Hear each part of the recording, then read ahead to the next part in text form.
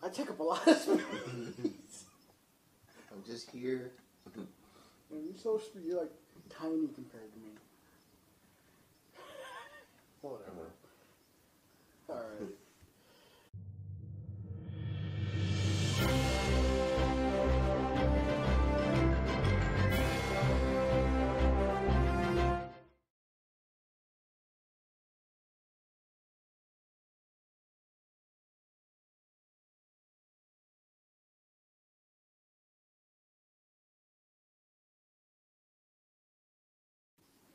We saw Ultron. Did you?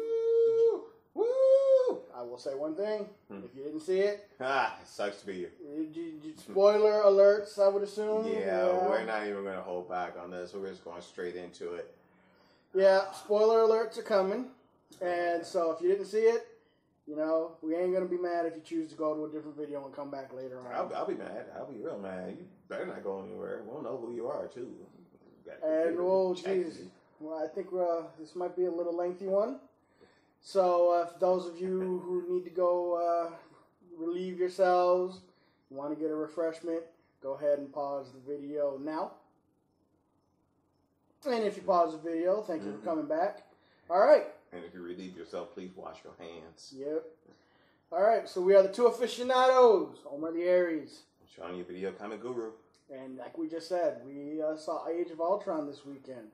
So good. Yeah. So good. They were wondering if they could top the first movie with everything leading up to it, with Iron Man 2 and 3, and Thor, Winter Soldier, all this stuff coming out, and each one having their own movie. It's like, where was this going to lead into it? Because it was weird how they were kind of leading into it, because the first one was like, each movie was like, okay, we're going to take you to each step.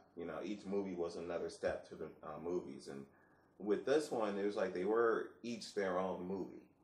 There really wasn't that one big thing that led to the next one, which I kind of missed, because it was like they almost forgot about it. And if they did put it in, it was like an afterthought. I mean, Winter Soldier, I think, was the only one that was the most directly linked with everything, because it was so heavily, invested with S.H.I.E.L.D. Yeah. And that was the one that actually kind of made the TV show good again, because the show really wasn't good until then. We're talking about Agents of S.H.I.E.L.D., right? The show Agents of S.H.I.E.L.D. Yeah, that show. I like it. It's gotten better now that they involves, powers in it. But I'm still a couple of episodes behind, so. Yeah, but, I enjoyed it. I found, we'll get into a couple plot and everything, but I do want to say that, I found it to be not, there was no part that seemed to drag. No, it started off with action and it ended with action. You were ramped up from the beginning to the end. Right away, there's no, you go in the first scene, they're looking for the Scepter of Loki, and they're in the woods, and it's straight action from the beginning. Again, I didn't know how the movie was going to start, because, again, nothing led you to know they were all even getting back together. Right. And it's like, they're all together with, they're acting like a team, they're forming an alliance. So, this basically, the ending credits, or the mid credits of not Civil War, that's the next one coming out. Winter Soldier, with Baron Strucker in the bunker, whatever, with the scepter. Right. That's where they ended it off with. And then Ultron starts with them trying to retrieve the scepter from them. Right. From Strucker. I gotta ask, did you see last week's episode of Agents of S.H.I.E.L.D.? I did not. And that actually is a direct link into the opening scene in Age of Ultron. Because Coulson talks to Maria Hill, and he's asking her, do you think they're ready? He's like, we found a location for it. And she's just like, what should we do? And the last thing he says is, call in the Avengers. And that's where the episode ends. Okay, so now I gotta catch up. So, that part goes right into this one where they're at the bunker, and, again, the trailer doesn't give anything away. Yes, the trailers, beautifully. It doesn't spoil anything. Nothing. You're sitting there and you're not You're not watching a movie waiting for a scene in the trailer that popped up yet. Like, okay, that scene didn't happen yet. Is it cut out or are we leading to it? This time you didn't wait for anything. Everything was just amped up. The movie flowed so well. I mean, you had your action right at the beginning. They retrieve the scepter. They get the scepter, then they go into what was it? Stark examining it, realizing that the scepter itself had some sort of AI. Right. The thing that we were both explaining or talking about is that Stark is the one that seems to have the idea for Ultron, and we both know that Purist. You need to have Hank Pym. He's the one that came up with it. Exactly. The tortured scientist who was underappreciated. Why? And I was saying earlier, why couldn't they in the first Avengers film, just in a lab, have two people off in a corner? One's Hank Pym, the other's Janet Van Dyne. They don't even have to speak. You can say something to them. Give a little name tag. Exactly. There you go. Some Easter egg, or even as you're walking by the lab, when they're taking Dr. Banner to his lab, when Black Widow's supposed to take him to his lab, why couldn't they walk past the lab and go, oh, this is, whose lab is this? Oh, that's, Dr. Pym's lab. And you see someone walk out and she says, hi, Janet. That's all you need to let us know that they exist in that world. Yeah. So purist. So now we've got Stark is the one that comes up with the idea, and he finds that the scepter has this AI to it, and he's like, "This is the key to Ultron." Right. Now that's the thing, though. Did Stark by himself create it, or how much influence did Banner have in it? They did touch on the fact that I think Banner had maybe not a lot to do with it, but he did. They would not have exactly. There was a part where Stark did say to Banner that this is not my field. You're the one that's into the biomechanics, so I need your help with this. Without him, he would still just be a program. Without that, without him coming in and adding those extra tweaks to it to allow the AI to think of himself as something that's living and want to create a living body, it would just be a program. So then, you have that scene, and then Jarvis starts uploading Ultron, the memory into the I guess the suit or whatever, and that's when you get the voice. Hey, right. Well, this is weird. This is strange. This shouldn't be happening. What's going on here? Even as they say it, you're just like, this is creepy. James Spader has that voice that is so he's cold. He's just trying. Jarvis is there. I think I need to get Tony on this. And he's like, no, you know what? No, you're done. Yeah. Well, I'm not messing with you. And just shuts him down. Shuts him down. And then we lead into, I think, what was the first trailer when they're trying to pick up the hammer. Right. And again, I give them so much credit that all these things that we have seen so far are right in the beginning of the film. So you're not the ending doesn't get ruined in the trailer at all. It's like all the stuff you've already seen is woven so quickly into the beginning that by the time all that's done, you don't know what to expect. And another thing which I liked after that scene, Ultron reveals himself and he tries to take him out right then and there. I love the part, and they did touch on this in the trailer a little bit with the song in the background. Yeah. There are no strings to hold me down. Yeah. Because in the whole entire time, he goes, there were, what was holding me back were these strings. Now I'm free. There are no strings. They even played the little clip from the with that song of that girl's voice, which at that point is like. Well, it was Pinocchio. Right, but it was a female girl singing the song, but by the time that voice, starts singing it's so creepy. Yeah, because it's done so low and it's so cold. Oh, it's beautiful. But it just flowed beautifully. Then you had your action. You start with action. You had to cool down. One thing we didn't say though, you are quickly introduced to Quicksilver and Scarlet Witch. Right, right after the beginning of the movie. Right in the beginning, and you see exactly what's going to happen. You know that Scarlet Witch is going to be someone that's going to just mess with them all up and down this movie. We are going to touch that because you mentioned Quicksilver. Mm-hmm. Once we get done with the little synapses, I do want to touch on a few things because I want to talk about Quicksilver, and we were explaining why I want to talk about Quicksilver. Mm-hmm. But you get introduced to Quicksilver, you get introduced to Scarlet Witch. They never really mention them as Quicksilver and Scarlet Witch. It's right. Pietro Maximoff and Wanda. Yeah. That's all they refer to. Which I'm like, okay, they're even keeping the names the same, so. Yeah, they don't change the names up. Then I mean, it flows. Then you got the scene when Ultron shows up, and he's already like in the internet database or something. He can go wherever he wants now. Now, oh crap, we're screwed. What do we do? But it's just the way it was done and the way it was, led up to it, because you get this big action scene where they get the scepter. Then they get you this party scene where the party scene is full of veterans.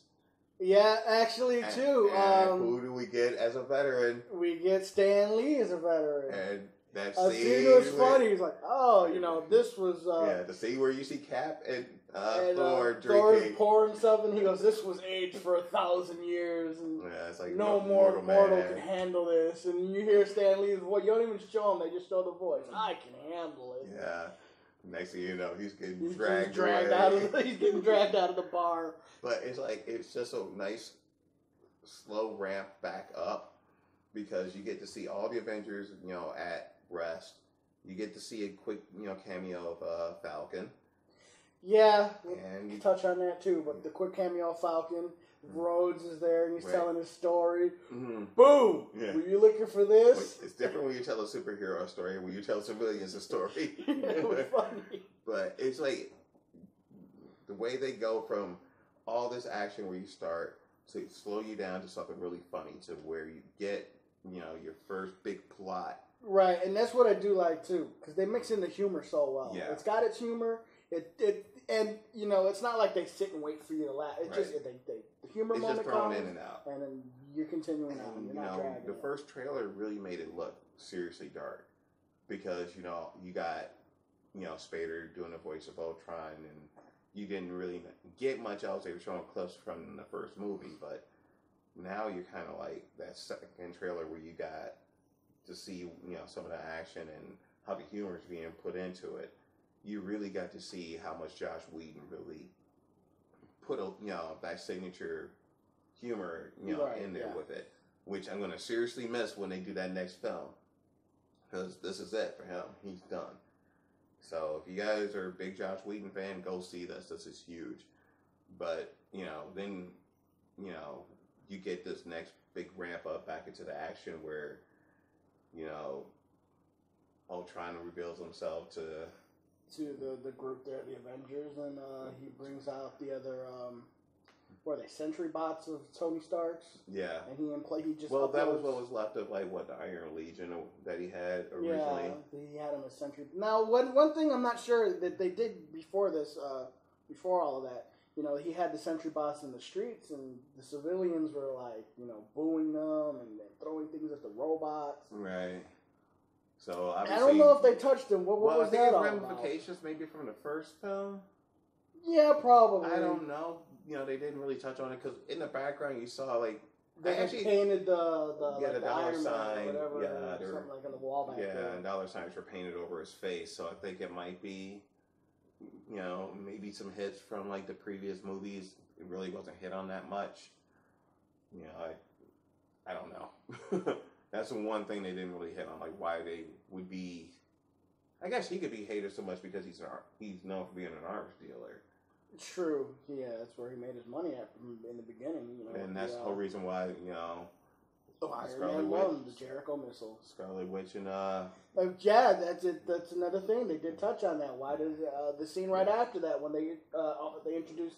Yeah. They go to Ultron and they give their reason why they give a little speech, and said it's deep. It is very deep and dark. Watch it. Watch the scene. Can't even do it justice. Yeah, but let's just say they have a very legitimate reason for hating him. Yes, they do. And it's very dark. And okay, now I guess the reason why I really wanted to do this right now is one of the things we were talking about is, and I think now would be a good time to talk about it, is the difference in Quicksilver. Well, not only Quicksilver, but okay, so as we know, for the Avengers, Captain America, and all that, Marvel Studios, Disney owns the rights to that. Right. Now, Fox owns the rights to anything really X-Men related, Wolverine especially. Mm-hmm. So we had the Days of Future Past, which had Quicksilver in it, played by Evan Peters. This movie has Aaron Taylor Johnson playing Quicksilver. Now, in the Days of Future Past, we can touch on the fact that he's a mutant. Right. His father is, Magneto. And even though he's in the movie briefly, what I do like about, he's got a good scene in the movie. He's got the best scene in the movie. I mean, without him, we went from everyone talking about him, talking a bunch of smack, I did it, to that being the best scene in that movie. I mean, now, one thing that I did look up too, before this, I can't remember who the director was for that movie. Do you remember who did Days of Future Past? Oh, that was. Oh God. Usual Suspects. Bryan Singer. Okay. The one he was shooting the Quicksilver scenes, he shot at 3,600 frames per second. Yeah. And again, he was in the for me, I love that scene. The time in the bottle scene when he's running around with the security guards, shot so well. But what we want to touch on to get back in the basis is we touched the fact in Days of Future Past he's a mutant. His father is Magneto. Mm-hmm. Even though they don't say it, he's in a little elevator. My dad had abilities to move metal. And then now we have the Avengers storyline version of this. Right. They never mention that they're mutants. No. They don't really mention how they get their powers. From that scene in Winter Soldier, they're being experimented on by Baron Strucker using the scepter, and they're the two surviving, guinea pigs or whatever. Which threw me off with the way they came into this movie is, it turns out they volunteered for this. Okay. And the end of it, Winter Soldier, you at first thought that they were kidnapped. Right. Now you found out they volunteered to do this, which gives you a completely different dynamic. So you were saying earlier, now they don't touch on the fact that this is where they get their powers. You're actually saying that they're trying to put it as they're now inhuman. Right, because of the fact that the scepter gave them their powers, it could be the same thing as that jewel or the ether giving off the gas that gave them their powers. Because they're, in some way, somehow, they're going to want to be able to say they had these powers without having to make it so overly complicated on top of everything they already have established. Because look at what Agents of S.H.I.E.L.D. has done right now. They've introduced Inhumans. Quake has now... Quake. You got all these other characters, and they're all in, Inhumans. And I don't know if they've ever really gone so far as to say the word Inhumans. Because I was looking it up, because I wanted to get some of my facts straight on Quicksilver before this, because it just seems like, obviously, both of these actors are going to reprise their role. I looked it up. Apparently, we're getting Aaron Johnson again in Civil War. We're going to touch on something later on why this is a shock to us, but then we still have Peter reprising his role as Quicksilver in Apocalypse. Right. So both of these guys are still going to go on as Quicksilver, but you're going to have two different versions in the Marvel Universe. Now we're going to have the X-Men one, and then we're going to have, I guess, like an Inhuman or something in the Avengers. Which, again, I don't know what Marvel's even doing, because in the Inhumans movie is going to be coming out so many years down the road. Do they really expect, Agents of S.H.I.E.L.D. to last for over 5 years during all this? That ain't going to happen. It's got 1 year left in it, max. But, back on track with this, the way they introduce these characters, and they have a lot of characters in this movie, was done very well. And they actually gave you more about the other characters that you didn't even know before. Black Widow and Hawkeye, especially. There's we'll go a little further soon on this, but there's a lot of backstory on Hawkeye there, and we didn't touch on this yet, but from the beginning of the movie, you can also tell that there's this thing between Banner and Natasha. Yeah, which they kind of quickly hinted about if you kind of caught it in the first one. It was kind of like she was, scared to death of him in the beginning, to where at the end where, she says something where it's like, or he says something where it's like, this couldn't get any worse, and she's like, oh, we could use a little worse. Just that look they exchanged with each other was kind of like, okay. And I guess Mark Ruffalo actually went to Joss Whedon afterwards and said, hey, maybe there's a little spark there. And never thinking it would go anywhere. They play on that in the Yeah, a lot. heavy now. Heavy. There's a lot of heavy flirting. Yeah, it's like at first it starts weird. Even the flirting. Cap in the party, he goes, "Oh, well," like Ruffalo's like, "Oh, well, she's just flirting with me." And he's like, "No, I've seen her flirting. Right. This isn't flirting." Right. That was a great scene. But it was like at first I was like, okay, is this just a flirting thing? Because at first that's what it looked like. But then later on, we'll go further into it. But you definitely could say, if there was a Hulk movie or a Black Widow movie, they could both intertwine in that very well because they have really great chemistry with each other. All right, so we've got the scene now. We're talking about, they meet up with Ultron. We get the story behind that. Where did they go on after that again? Because I know that we've got some action coming up. Yeah, well, after that, they show up.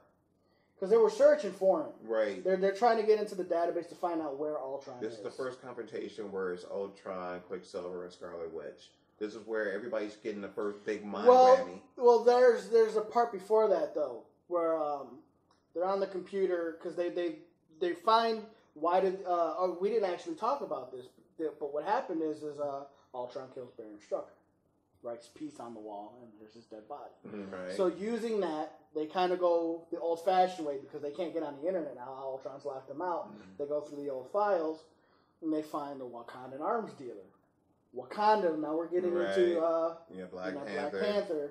Which, again, they throw stuff at you so quick that it's just you're not paying attention. I mean, But it's just like, it's so natural the way they did it. Even the way Banner even said it, he mispronounces it the first time. It's Wakanda. So kind of like with Winter Soldier when they throw out Doctor Strange's name real quick, you're like, what? Yes, what? yeah, exactly.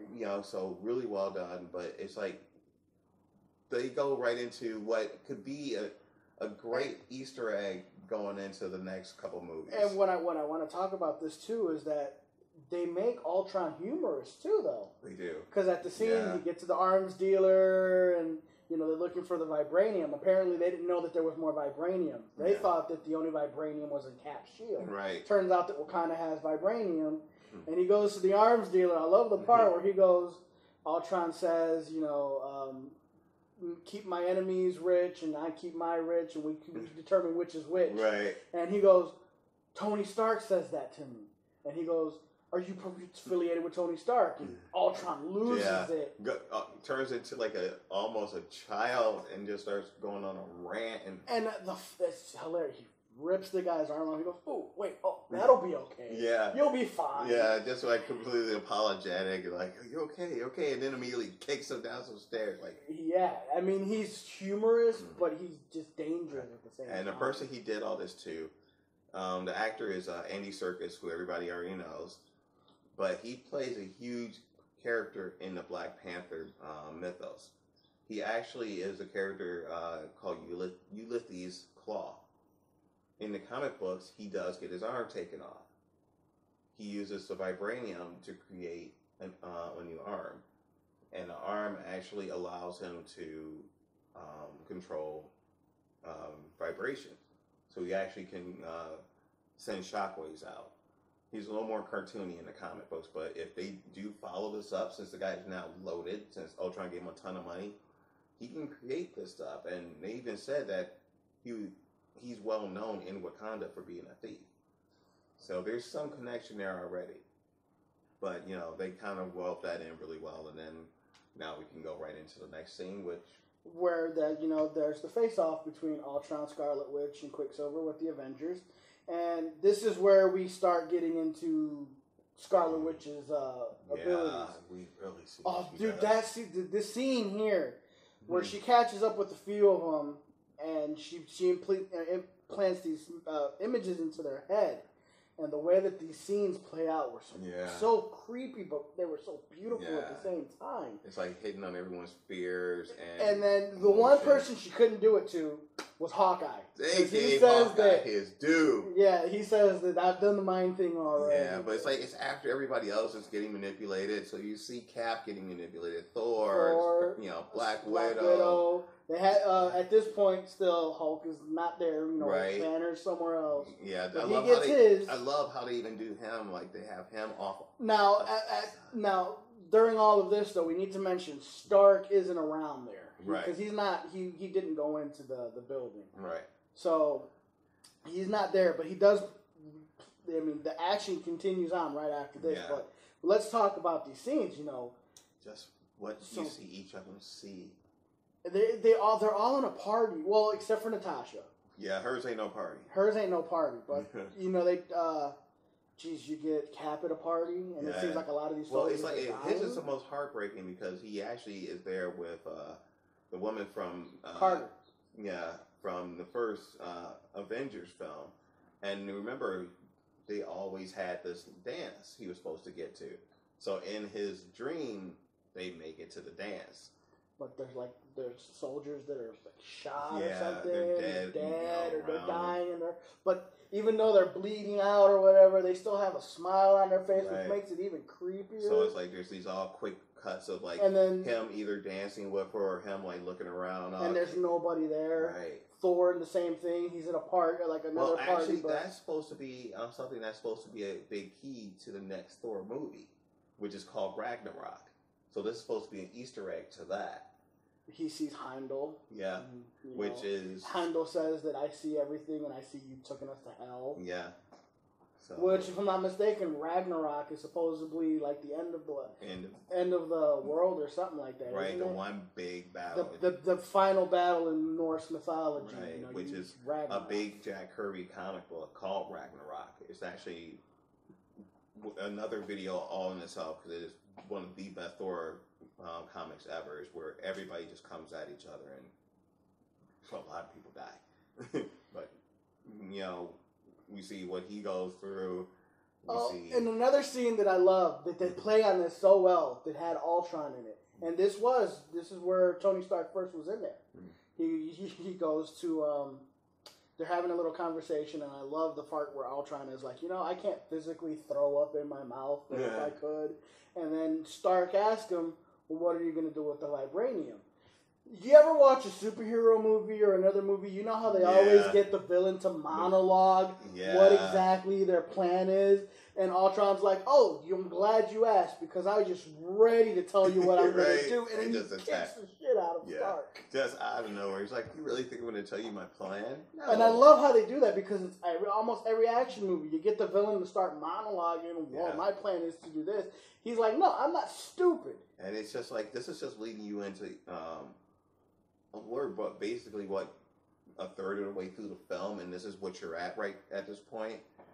And it's just so great to see, at this point, everybody's getting a mind whammy from Scarlet Witch. And she goes up to Hawkeye, and she's about to put the whammy on him. And he stops her. He stops her. He hurts her. Little electrocution in her head. Yeah. Both of the, arrows. Oh, another scene that I love, too, when the fight touches on the fact of Thor's hammer. Mm-hmm. She throws the hammer, and here comes Quicksilver. Grabs the hammer, and he gets ended up flying in the opposite direction. Yeah, so nobody can touch his hammer. Which is let's move on. Finally, she gets out. She's a little hurt. She runs into Banner. Right. They don't show her doing it, but you can only assume. Right. Well, they show that she has her own plan, because it's like after she gets electrocuted from Hawkeye and Quicksilver gets her out of there. He wants to get out of there, and she says, "No, I want to get the big one." Right, that was the plan, was to get Hulk, the Hulk going. Which I love, because it shows the Avengers has Hulk as that last minute guy. He stays on the plane until they really need him, and then he comes out like a bullet. And she plays. They don't show it. No, but you don't know what she did. And this is at this point, Stark catches up with Ultron, and even Ultron says, well, we wanted to get the Hulk. Right. So here comes the Hulk, and he's just terrorizing the city because he's got something. Right. She played them. And I'm wondering, it's like, was he killing people? I don't know. Because you saw him rip the tank open, or rip the car open. Then he goes inside, and then killing. Cap's on his, or not Cap, but Tony Stark's on his way. He's calling in the Avengers, and you hear Hawkeye. Sorry, they're not here. Right, because he's asking for a lullaby, which is a great thing in the beginning of the movie. You see that they have a way of calming the Hulk down with using the Black Widow. It's like I don't know if it's like a nerve thing, because it's like when they were doing whatever she does is something that she touches on his hand, right? And she it's points to his points. pressure, and then it calms him Right. down. It's like she's hitting pressure points, and it calms him down, and he can revert back to being Bruce Banner. And they were asking, like, hey, can we get a lullaby? He's like, hey, I need a lullaby. And And they're like, Cap's oh. like, sorry, or Hawkeye's like, sorry, Right. we're you're on your own. Yeah. So the lady, what was her name? Veronica.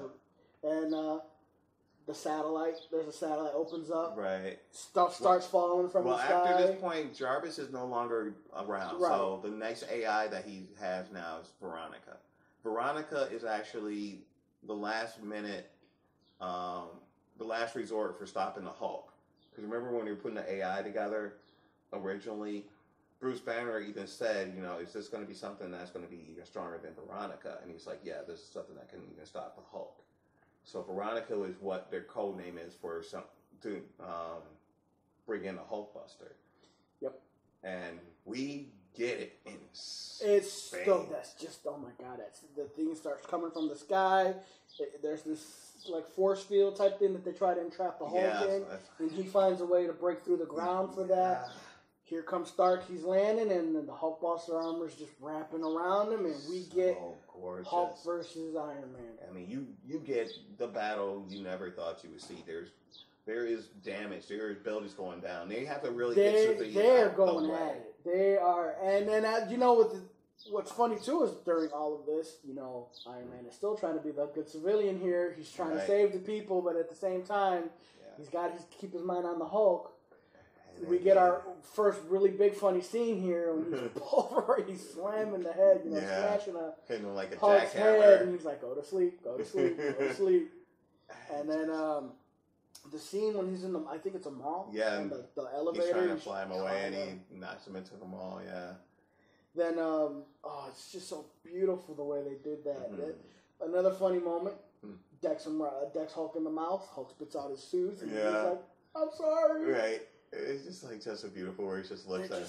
But the ending, and I can't remember what he said when they see that building and it says abandoned. What did he say to, I guess, the AI or whatever? Oh, I hope I can buy this building. Oh, that's what he said? Okay. Because I couldn't understand what he was saying. It was something like that. It's like, you think I could buy this building or something like that. So. It's basically, there's a building that's under construction, and he realizes that it's vacant. Right. And, I mean, he just smashes him completely through the building. Well, I mean, it is a fight that you wanted to see. It was no holds barred, and the fact I like that Iron Man Hulkbuster suit is getting beaten up and broken apart. Yeah, it's falling. And the AI is sending more stuff from the satellite to repair it. It's just beautiful. I mean, then we get another little point of funniness because it's funniness that leads into darkness. Because they get through the building out from the rubble. You see brand banner start up, and at this point we could assume that whatever mind tricks was playing on him, he's starting to come out of because he's looking at the civilians and he's like confused. Right. But then he looks like he's about to rage out, and there's the fist from the Hulkbuster suit. Right. Kind of reminiscent to the Hulk punching Thor in the first film. Right. It's just like he's just standing there and he's confused. Looks like he's about to Hulk out again, and he gets knocked out. Then we get the dark scene.